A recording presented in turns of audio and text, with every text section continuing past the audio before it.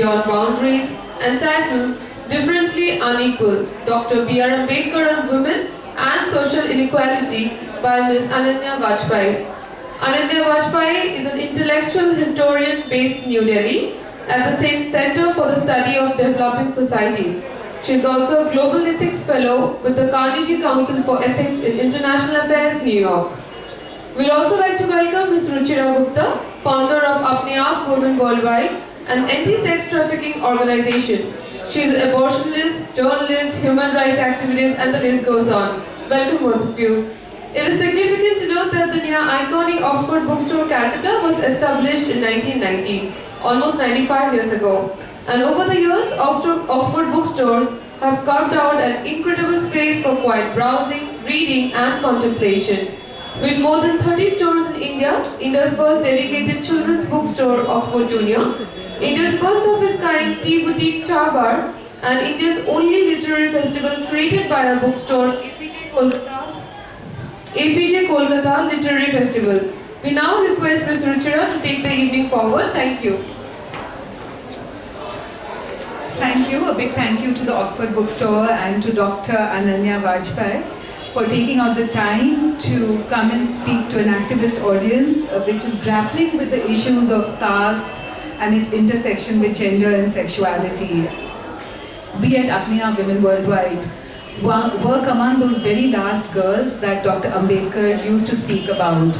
The girls who are trafficked and in prostitution or who are at risk are not just poor and female and teenagers, but mostly they are low caste.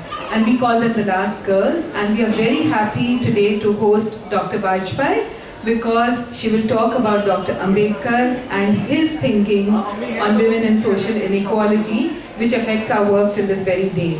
So I'm really proud. Before we start and before I call Dr. Vajpayee to the stage, I would like to show a small video made by a girl from Bihar on her life in a caste community suffering from intergenerational prostitution. This caste community was labelled as criminal by the British, and she's from the Nat community. Thank you.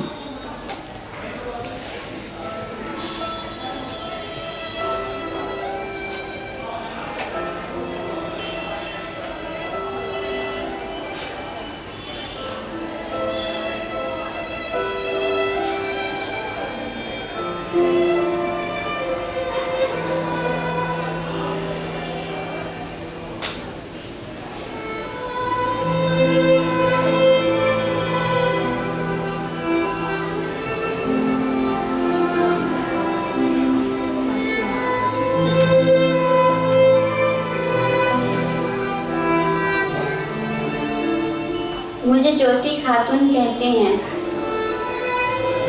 मैं मुसलमानों की एक छोटी नट जात से हूँ।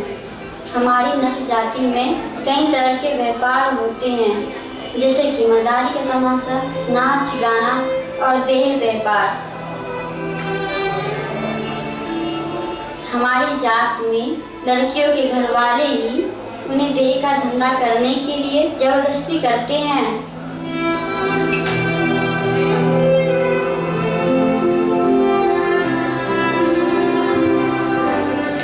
वो अपनी बेटियों को ना तो पढ़ाते हैं, ना ही बाहर निकलने देते हैं।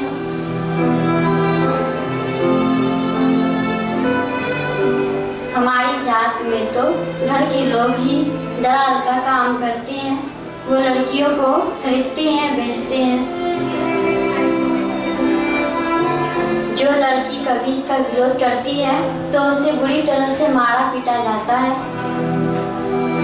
हमारे यहाँ के मर्द भी बेरोजगार हैं और पैसों की लालच में अपनी बेटी और बहन को बेच देते हैं। यह परंपरा बहुत पुराने समय से चली आ रही है। मेरे एक दोस्त सोनी खातून है। उसने अपने बाप लालू का विरोध किया और इस परंपरा को तोड़ा। जब उसका बाप उसे धंधा करने के लिए मजबूर करने लगा तो वे अपने आप सेंटर की मदद से पूर्णिया में जाकर पढ़ने लगी और वही हॉस्टल में रहने लगी। सोनी 16 साल की है और अब 9th क्लास में पढ़ती है। हमारे यहाँ आमतौर पर शुरू के 5 सालों में लड़की धंधा करके सारा पैसा या तो दलाल को देती है या चकले के मालिक को। अगले 5 सालों में धंधा करने वाली लड़कियों को आधा पैसा मिलने लगता है और आखिरी के 5 सालों में धंधे का ज्यादातर पैसा लड़की ही रखती है। हमारे यहाँ का एक दलाल गैनुल बहुत सारी लड़कियों के जीवन को बर्बाद कर चुका है। उसकी दाढ़ी मूछे है और वो लुंगी शर्ट पहनता है, देखने में तो बुरा सा लगता है। कुछ दिनों पहले वो और उसकी बीवी मधुबनी से एक लड़की को बहला फुसला कर ले आए। कुछ दिनों तक उन्होंने उसे अच्छी तरह रखा, फिर उन्होंने उसे धंधा करने पर मजबूर किया। जब वो नहीं मानी तो उन्होंने उसका खाना पीना बंद कर दिया। गैनुल तो गरम गरम रोट से उसका हाथ भी जलाता था। वो उसे रस्सी से बांधकर बुरी तरह पीटता था। कोई कह रहा था कि गैनुल ने उसकी इज्जत भी लूट ली थी। फिर एक दिन गैनुल पकड़ा गया और वो लड़की आजाद हो गई। आज गैनुल दलाल के पकड़े जाने के बाद फोर्ब्सगंज की लाल बत्ती के इलाके में रहने वाली लड़कियां चैन से सड़क पे चल सकती है। मैंने इस बार मैट्रिक क्लास अच्छे नंबरों से पास की। मेरी माँ फातिमा खातून एक सोशल वर्कर है।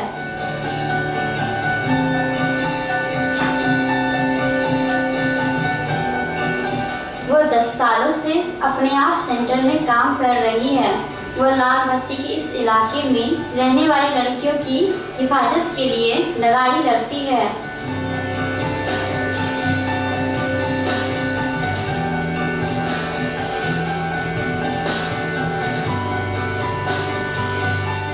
मैं चाहती हूँ कि पढ़ लिख कर collector बनूं।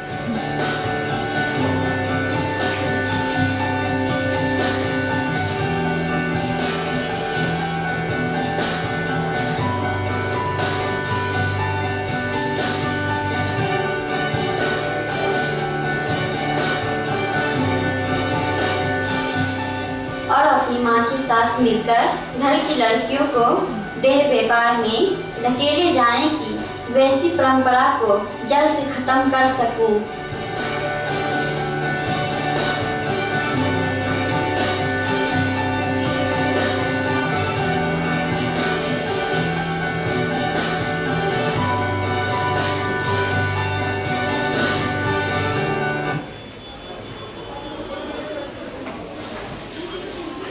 Thank you, Nana. And now I would like to invite Dr. Vajpal to the stage.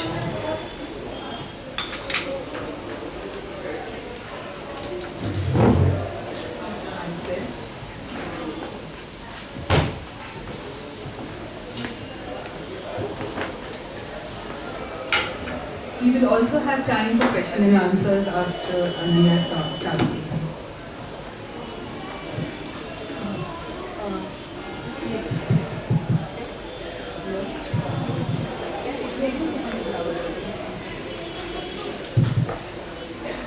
Good evening and thank you all for being here today, and thank you to Ruchira and Apne Aap and Oxford Bookstores for this kind invitation.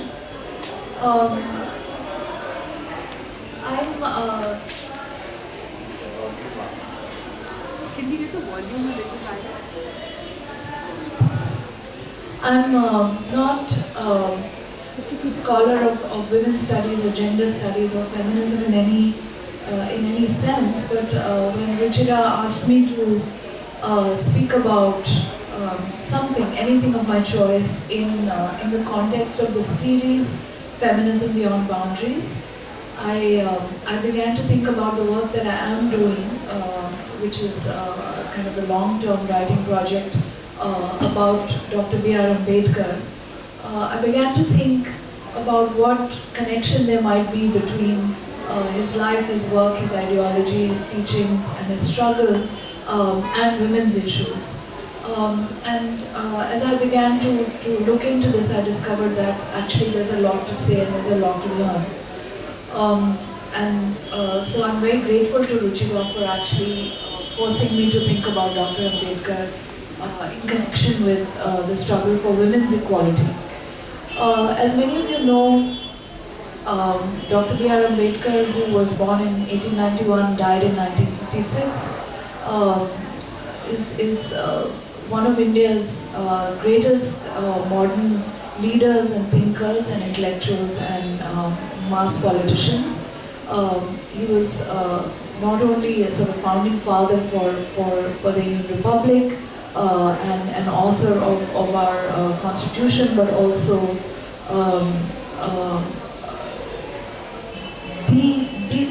the person with whom we associate the great struggle against untouchability and the leader of the modern Dalit movement in the 20th century. So he was a very important figure, and he was very progressive in all of his ideas. And his greatest fight was for social equality. Now, normally we are used to thinking about him in connection with his struggle against the caste system and his desire to annihilate the caste system and to render Indian society, Hindu society, genuinely egalitarian. But I suppose if you think about it for even a moment, it's inevitable that he would have had a lot to say about the special kinds of inequality that women have to suffer and endure in our society, and that he had a well thought out position on how to change the status of women who are oppressed in many different ways by patriarchal norms, by caste norms, and by religious frameworks across religions that we see in the Indian context. Without sort of going into this the kind of general scope and scale of Ambedkar's life, I'll just try to focus a little bit on his engagement with the women's question. Ambedkar became politically active from the mid-1920s when he had finished studying abroad and he came back to live in Bombay. And he started to practice as a lawyer. He also started his first efforts at political mobilization among the communities that were then called untouchables within Bombay. Some of his early struggles and campaigns that he organized actually took the form of satyagraha. His early movements were following what Gandhiji at the time was initiating as a form of political struggle in Indian society. And these early campaigns were designed to boycott caste rules and regulations and strictures according to which untouchables could not enter into temples and to pray along with other Hindus, caste Hindus, as well as allow access for untouchables to wells and tanks and other kinds of public resources and public goods. So these were called the tank and temple satyagrahas, which Ambedkar led in the late 1920s up to the early 1930s. And there were a number of these campaigns in different places, in Amravati, in Mahad, mostly within Maharashtra, in Pune, in Nasik, and so on. And what is so interesting is that while the main thrust of these campaigns was to access places of worship and places of drinking water and so on, equally for untouchables to be able to access and enter into these spaces and use these public goods equally. So the main purpose was to develop a public consciousness against practices of untouchability. Between 1927 and about 1930, more and more untouchable women actually participated in these campaigns. So that was the first time that untouchable women came out in large numbers. They supported Dr. Ambedkar's campaigns, and the numbers of these women grew from 5 or 10 or 30 or 40 to about 500 or more. And eventually, by the 1940s, you had very large numbers of women, 25,000 women at a time, And these women initially were simply coming as individuals or as small groups, but eventually they took on leadership positions themselves and helped to mobilize and organize the entire campaign on behalf of their community, their village, their town, or wherever they were coming from. So, in a way, Ambedkar initiated the politicization, the creation of a political consciousness for untouchable women through these larger campaigns, which were not specifically addressed to women's issues. They were addressed to the larger problem of untouchability and of the segregation of untouchable communities from Hindu society at large. They were designed to create a consciousness about the rights of untouchables and their equal status with other Hindus, with caste Hindus. But the kind of important spin-off for our purposes is that women were included into these movements. So in 1927, Ambedkar famously conducted a campaign in Mahad, in Maharashtra, where there was a tank in which he wanted untouchables to be able to drink water and take water from that tank. And the caste Hindus of that region refused. And they conducted a peaceful, non-violent struggle where a very large number of people gathered and they took water from that tank. Now, after they had taken water and they had dispersed peacefully, the Hindus of that region conducted a purification ceremony to rid the water of the stigma that the untouchables had supposedly brought to that tank. And Ambedkar was infuriated by this. I mean, this completely undid, the entire campaign. And so they went again to that same location. And this time there was a great deal of police bandobast and there was a lot of tension in the area because there was fear that there would be violent attacks upon these peacefully demonstrating untouchables. And what Ambedkar did became a landmark in the history of the struggle against untouchability. He held up a copy of the Manusmriti, the laws of Manu, the ancient kind of orthodox Hindu law book, where so much of the stigma of untouchability is first articulated in the most ancient Sanskrit sources. And he publicly burnt a copy of this book. And included in the Manusmriti, this is something which he would write about in later years, are a number of strictures and regulations which also define not only the low position of Shudras and untouchables, but also of women. Right? So the Manusmriti is also the book that he identified as being the first kind of articulation of kind of anti-women ideology which you find in Orthodox Brahminical culture. And so burning the Manusmriti became a very important symbolic act of protest against a certain kind of caste orthodoxy, which is both patriarchal as well as creates other kinds of social inequality purely on the basis of caste. So this was kind of an early stage of Ambedkar's engagement with a kind of nascent political consciousness among women, among Dalit women.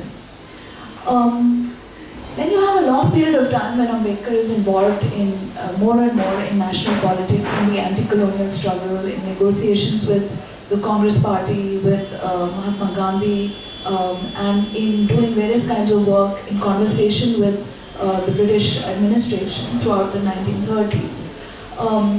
But in 1935, in a place called Yola, which is outside Nashik, he sort of, after having struggled for 10 years with his tank and temple entry satyagrahas, and having failed, he felt, to create a big sea change in caste consciousness among Hindus. In 1935, he announced that he was going to not die a Hindu. He was born a Hindu, but he was not going to die a Hindu. And he made this announcement in this speech, which has become famous as a kind of landmark act of refusal and protest on his part, And he said the whole problem with Hindu society is that it is never going to let go of caste. And if Hindus cannot reform themselves, then they must, then he has to simply leave the fold and think about something else. Now, it wasn't going to become clear what that something else was for another 20 years, but we'll come to that later. And in that case too, there was a role to be played by women, but I'll talk about that in due course. Now, throughout the late 1930s, Ambedkar was involved with workers and labor movements, again in Bombay, in the city of Bombay.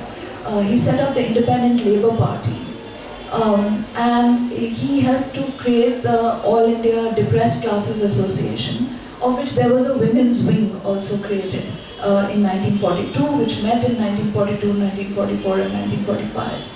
And here he began talking about women in a very big way, right? Not only untouchable women, but he began to talk about women as part of the workforce, women as part of working classes and working society and the labor force. And as a lawyer and a jurist, he began to talk about the possibility of introducing certain kinds of legislation which would protect the rights of women within the workforce. So for example, he introduced a maternity bill, right, so that working women could have maternity leave.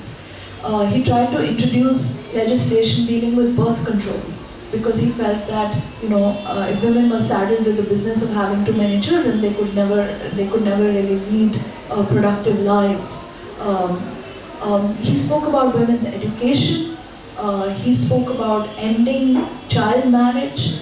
And he also continued to address himself to women of the depressed classes and women who belong to untouchable communities.